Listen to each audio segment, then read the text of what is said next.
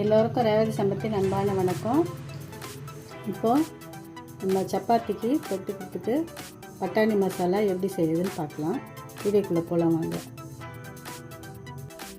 2 பச்சை மிளகா, இஞ்சி பூண்டு இது 1.5 ஸ்பூன், 1/4 கிலோ பச்சை பட்டாணி, 3 வெங்காயம் பொடியாக இருந்தது, 2 தக்காளி அரைச்சி வச்சுக்கலாம். கரம் மசாலா 1 ஸ்பூன், 2 ஸ்பூன் மிளகாத்தூள், ஜீரகத்தூள் 1 ஸ்பூன், மஞ்சள்தூள், உப்பு. ஒரு கடாயில் எண்ணெய் ஊற்றிக்கலாம். எண்ணெயில் ஜீரகம் போட்டுக்கலாம். உங்களுக்கு தேவையான அளவு எண்ணெய் ஊற்றிக்கோங்க. இப்போது பச்சை மிளகாவையும் வெங்காயத்தையும் போட்டுக்கலாம். இஞ்சி பூண்டு விழுது சேர்த்துக்கலாம். பச்சை பட்டாணியை சேர்த்துக்கலாம். பச்சை பட்டாணி சேர்த்து நல்லா வதக்கிக்கலாம். இப்போ எல்லாம் எடுத்து வச்ச மசாலா எல்லாத்தையும் போட்டுக்கலாம். அதை போட்ட பிறகு அரைச்ச தக்காளி விழுது சேர்த்துக்கலாம். இதையும் நல்லா வதக்கிட்ட பிறகு இது நல்லா பட்டாணி மூடி போட்டு வேக வச்சு வெந்த பிறகு உருளைக்கிழங்கு ஏற்கனவே வேக வச்சதை நல்லா மசித்து அதை சேர்த்துக்கலாம். தேவையான அளவு தண்ணி விட்டுக்கலாம். இதெல்லாம் நல்லா வெந்து வரும்போது நம்ம பட்டாணியில் ப்ரோட்டீன் சத்து எல்லா சத்தும் இருக்குது, பசங்களுக்கு நல்லது. இப்போது கரம் மசாலா லாஸ்ட்டாக சேர்த்துக்கலாம் 1 ஸ்பூன்.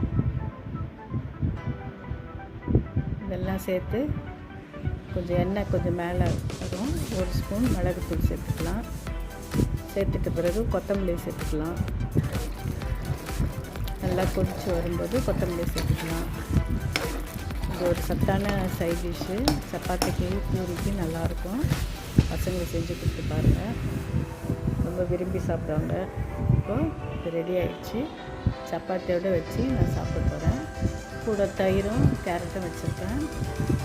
பாருங்கள், இது ரொம்ப நல்லா வந்திருக்கு. இது சப்பாத்தியோடு சாப்பிட்றதுக்கு ரொம்ப நல்லாயிருக்கும். இப்போ நான் சாப்பிட்டு பார்க்குறேன். ஒரு சப்பாத்தி எடுத்து அதில் துவைச்சி சாப்பிட்றேன். ரொம்ப சூப்பராக இருக்குது. காரம் உப்பு எல்லாமே கரெக்டாக இருக்குது. நான் சொல்கிற அளவு நீங்கள் போட்டிங்கன்னா உங்களுக்கு இது சரியான பதத்தில் வரும். இந்த வீடியோ ஸ்கிப் பண்ணாமல் பாருங்கள். இந்த வீடியோ பிடிச்சிருந்தால் லைக் பண்ணுங்கள். இந்த வீடியோ உங்களுக்கு பிடிச்சிருந்தால் லைக் பண்ணுங்கள், சப்ஸ்கிரைப் பண்ணுங்கள், ஷேர் பண்ணுங்கள். Thank you very much.